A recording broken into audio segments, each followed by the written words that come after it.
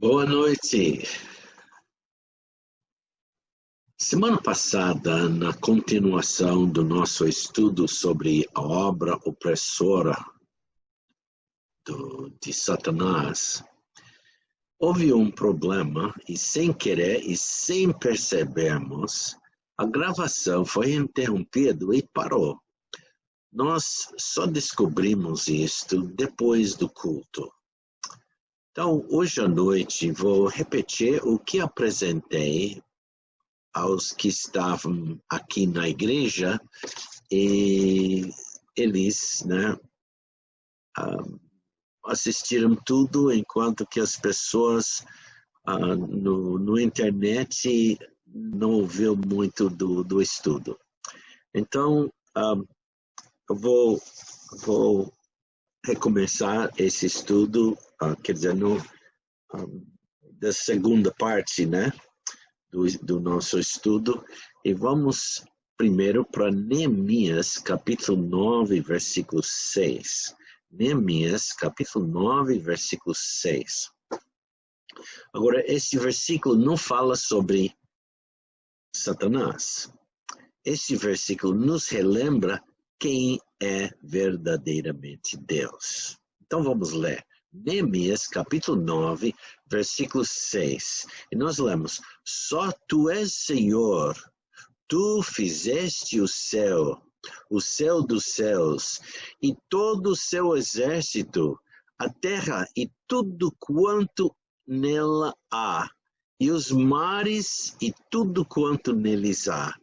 E tu os guardas com vida a todos, e o exército dos céus te adora.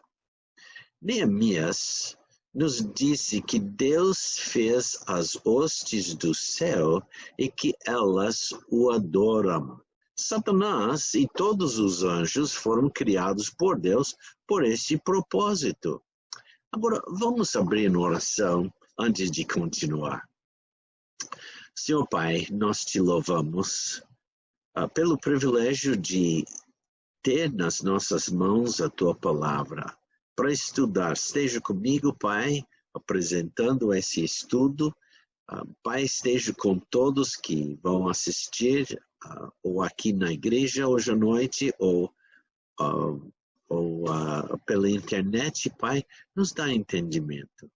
E para que podamos estar cientes, Pai, das maneiras em que Satanás quer nos enganar, para que nós não vamos ser enganados.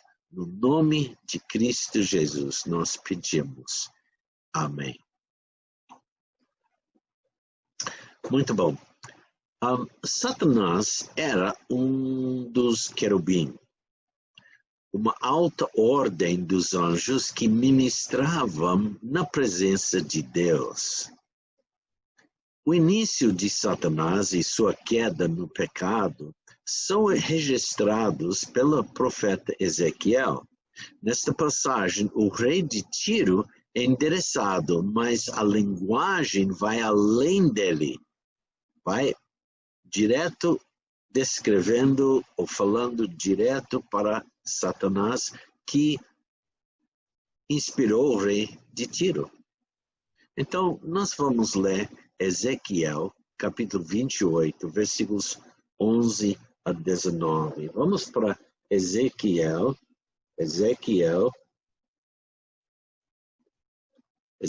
capítulo 28. Ezequiel, capítulo 28. E veremos versículos 11 a 19. 28, começando com o versículo 11, tá? Então, nós lemos. Veio a mim na palavra do Senhor, dizendo: Filho do homem, levanta uma lamentação sobre o rei de Tiro e diz-lhe: Assim diz o Senhor Deus: Tu eras o selo da medida, cheio de sabedoria e perfeito em formosura. Estiveste no Éden, jardim de Deus, de toda a pedra preciosa era a tua cobertura: sardônia, topázio, diamante, turquesa, ônix, jaspe, safira, carbúnculo, esmeralda e ouro. Em ti se faziam os teus tambores e teus pífaros. No dia em que foste criado, foram preparados. Tu eras o querubim ungido para cobrir, e te estabeleci. No monte santo de Deus estavas. No meio das pedras afogueadas andavas. Perfeito eras nos teus caminhos, desde o dia em que foste criado, até que se achou iniquidade em ti. Na multiplicação do teu comércio, encheram o teu interior de violência e pecaste. Por isso te lancei, profanado, do monte de Deus e te fiz perecer, ó querubim cobridor. Do meio das pedras afogueadas, elevou-se o teu coração por causa da tua formosura. Compeste a tua sabedoria por causa do teu resplendor. Por terra te lancei, diante dos reis te pus para que olhem para ti. Pela multidão das tuas iniquidades, pela injustiça do teu comércio, profanaste os teus santuários. Eu, pois, fiz sair do meio de ti um fogo, que te consumiu e te tornei em cinza sobre a terra. Aos olhos de todos os que te veem, todos os que te conhecem entre os povos estão espantados de ti. Em grande espanto te tornaste, e nunca mais subsistirá. Então, aqui está dirigido ao rei de Tiro, mas por trás, realmente, lendo o contexto, podemos perceber, Deus está falando sobre Satanás mesmo. Deus criou Satanás como um ser perfeito. Ele era perfeito em sabedoria e beleza. Seu brilho era como o de pedras preciosas, sem luz própria, mas altamente polidas para melhorar, refletir a luz verdadeira. O orgulho entrou em Satanás e ele se contaminou.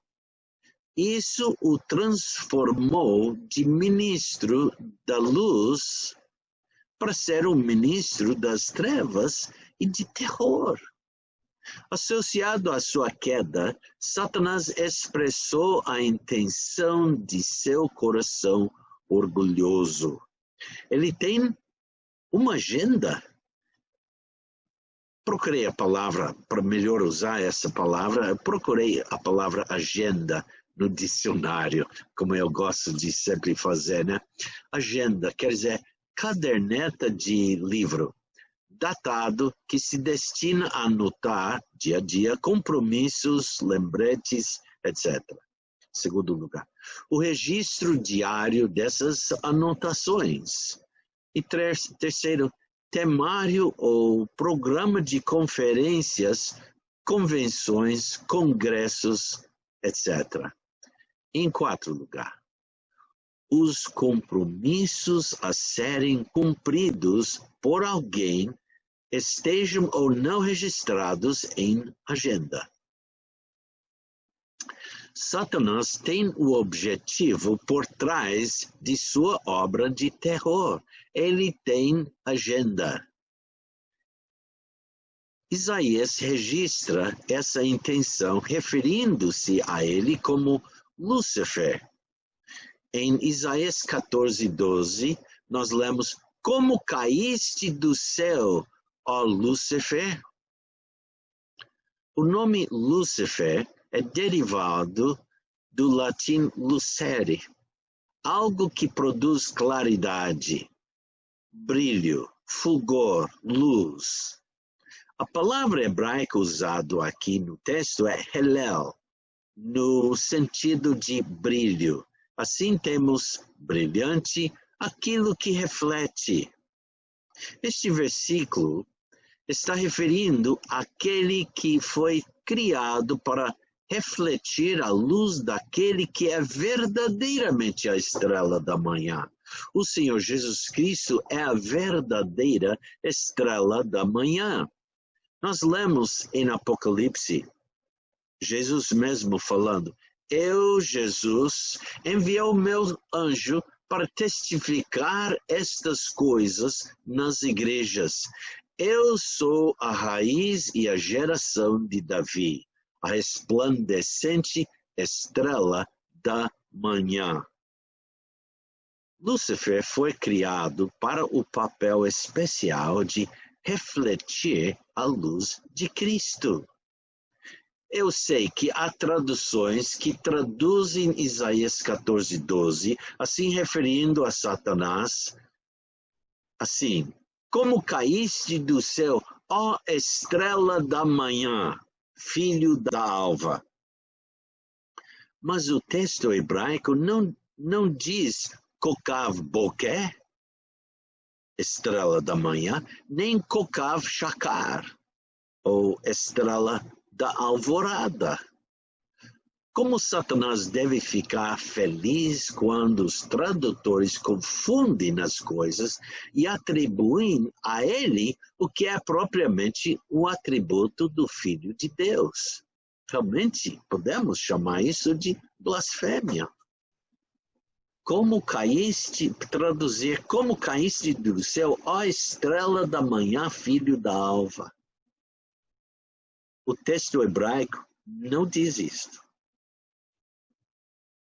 O nome usado no nosso texto em português da ACF é Lúcifer. A tradução desse nome é portador da luz.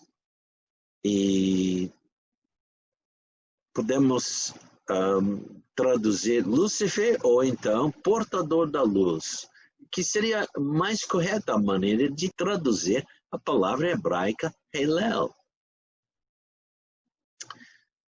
Então, vou ler agora Isaías 14, lendo versículos 12 a 17. Isaías, capítulo 14. Vou ler começando com o versículo 12.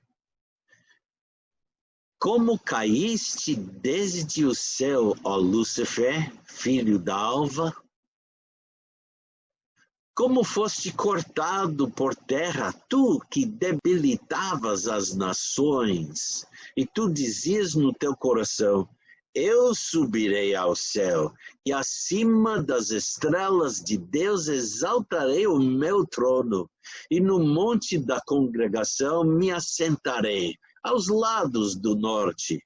Subirei sobre as alturas das nuvens, e serei semelhante ao Altíssimo. E contudo levado serás ao inferno, ao mais profundo do abismo.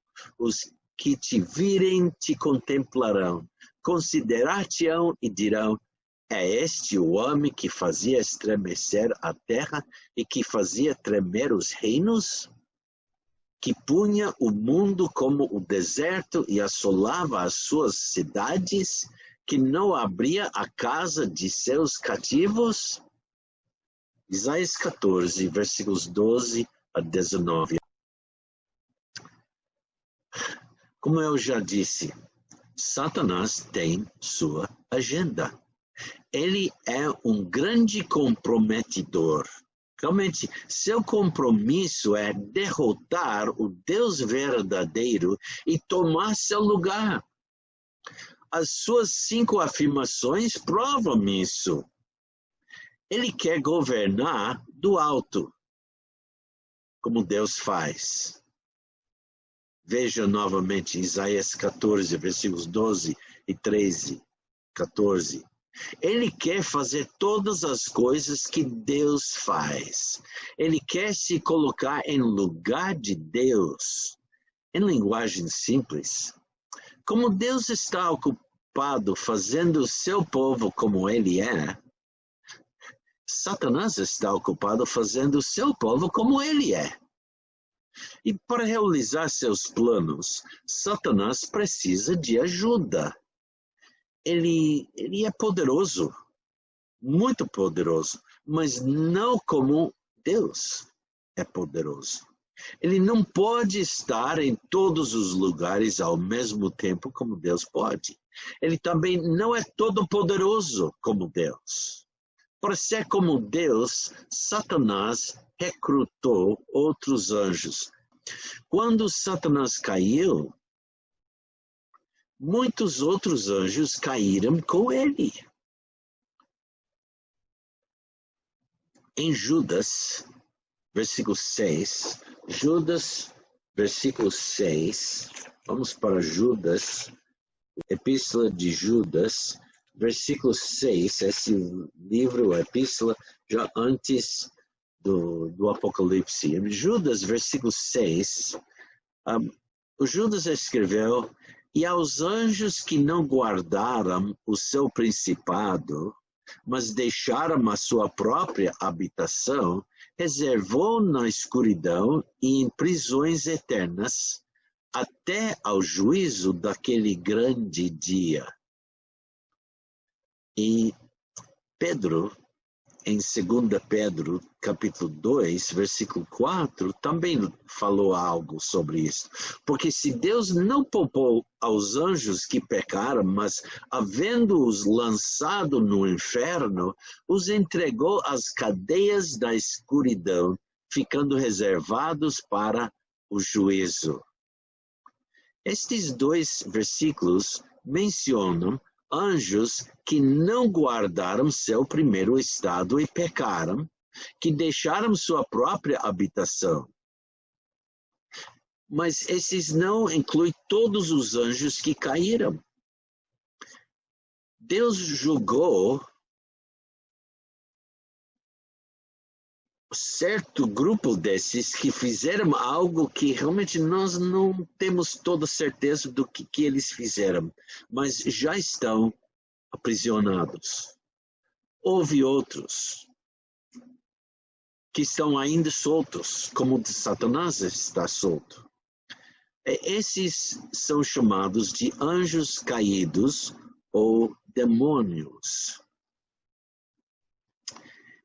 Paulo, em Efésios capítulo 6, versículo 12, escreveu. Paulo, escrevendo em Efésios capítulo 6,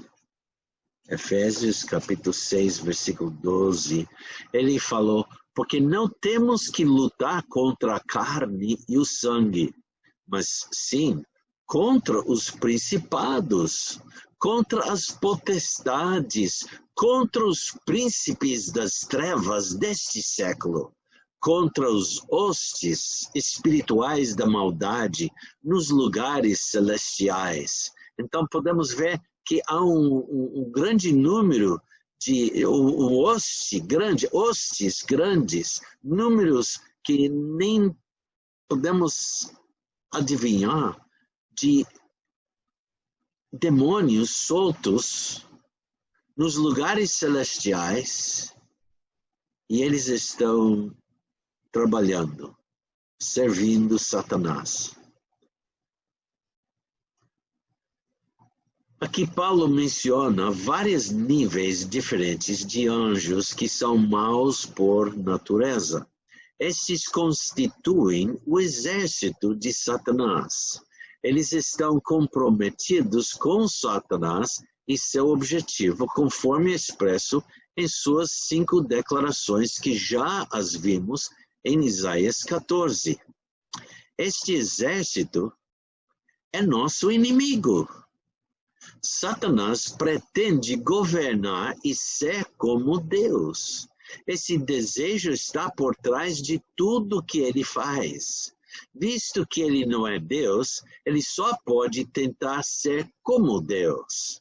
Isso enfatiza como as coisas aparecem. Ele quer que as pessoas vejam sua obra e pensem que é a obra de Deus que estão vendo. Em outras palavras, Satanás é um falsificador. O Senhor expressou isso em uma parábola. Vamos para Mateus capítulo 13 para ver isso. Mateus capítulo 13. Mateus capítulo 13. Vamos ler começando com o versículo 24. Mateus capítulo 13, versículos 24. Até versículo 39. Eu ia dizer 24 a 28 e depois pulando para 36 a 39, mas é melhor ler tudo. Vamos ler. Propôs-lhes uma parábola, dizendo: o reino dos céus é semelhante ao homem que semeia a boa semente no seu campo. Mas, dormindo os homens, veio o seu inimigo e semeou joio no meio do trigo e retirou-se. E quando a erva cresceu e frutificou, apareceu também o joio. E os servos do pai da família, indo ter com ele, disseram-lhe: Senhor, não semeaste tu no teu campo boa semente? Por que tem então joio? E ele lhe disse: o inimigo é quem fez isto. E os servos lhe disseram: queres, pois, que vamos arrancá-lo?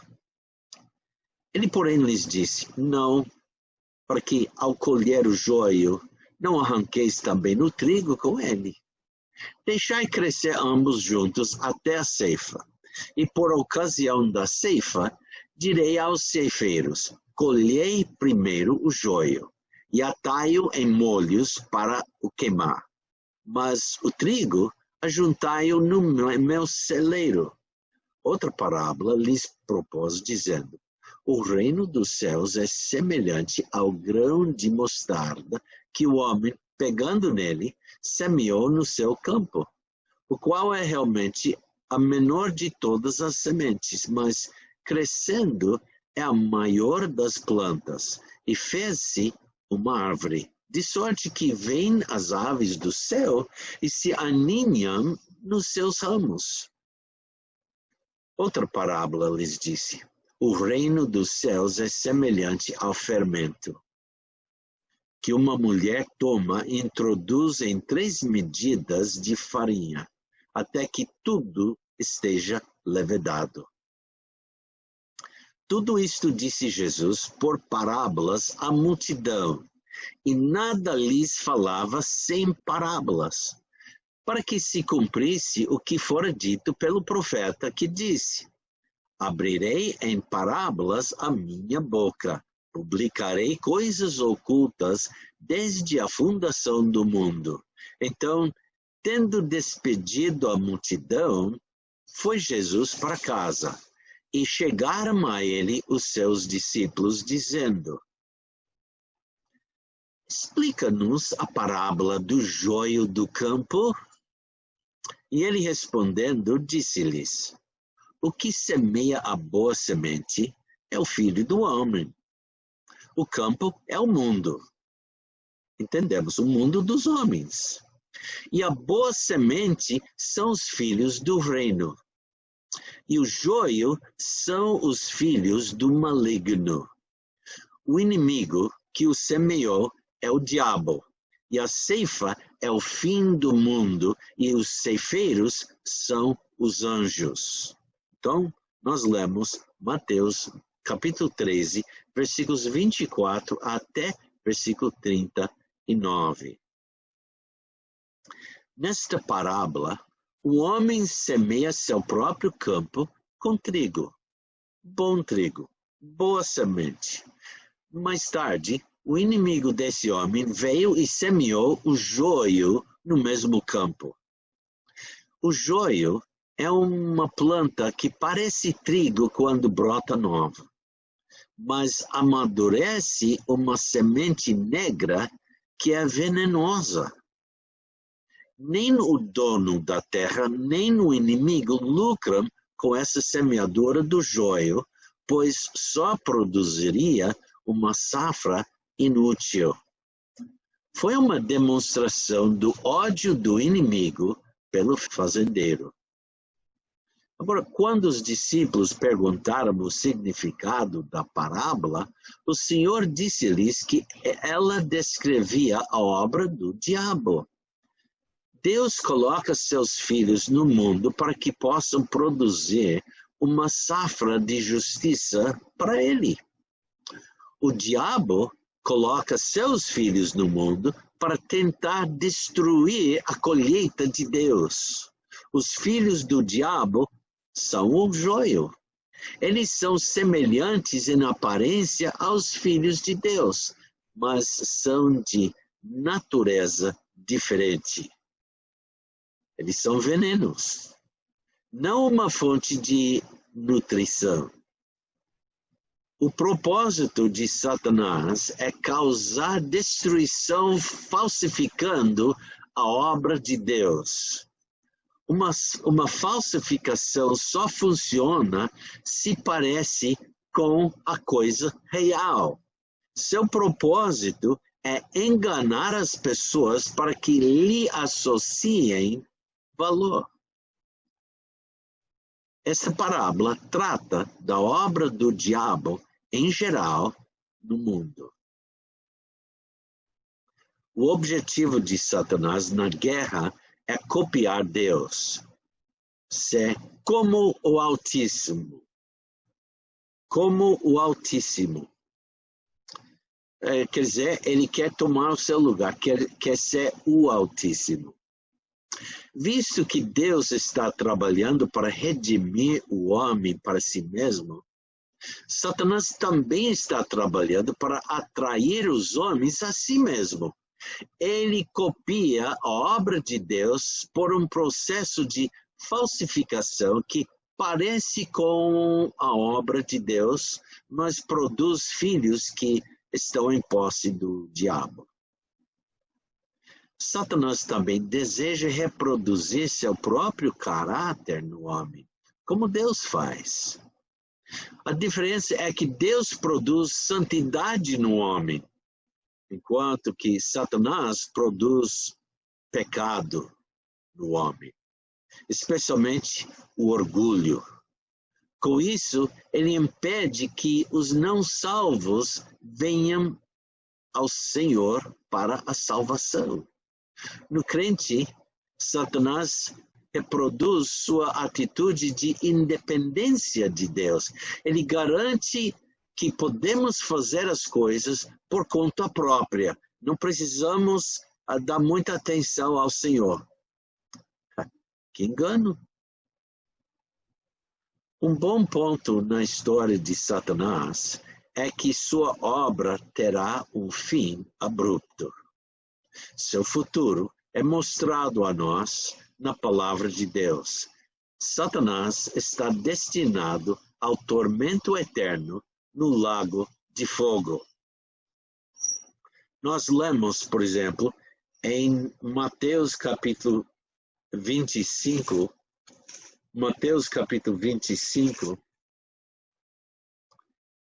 versículo 41, então dirá também aos que estiverem à sua esquerda, apartai-vos de mim, malditos, para o fogo eterno, preparado para o diabo e os seus anjos. E o diabo, que os enganava, foi lançado no lago de fogo e enxofre, onde estão a besta e o falso profeta. E de dia e de noite serão atormentados para todo sempre. A condenação de Satanás é certa. No entanto, por um tempo, ficamos preocupados com ele e seu exército de demônios.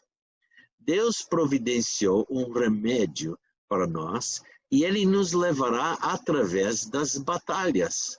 Antes de considerarmos esse remédio, precisamos examinar mais de perto a obra de Satanás de oprimir a igreja. Veremos isso na semana que vem. E que Deus abençoe. Vamos orar. Pai, esteja conosco nesses dias. Hoje à noite, obrigado pelo tempo que podíamos gastar na tua palavra. Pai, nos dá entendimento, faz, Pai, que ficamos meditando e assim crescendo na graça que há em Cristo Jesus, crescendo no conhecimento de Ti, ó Pai, e da Tua palavra. Pai, pedimos tudo isso no nome de Cristo Jesus. Amém. Obrigado.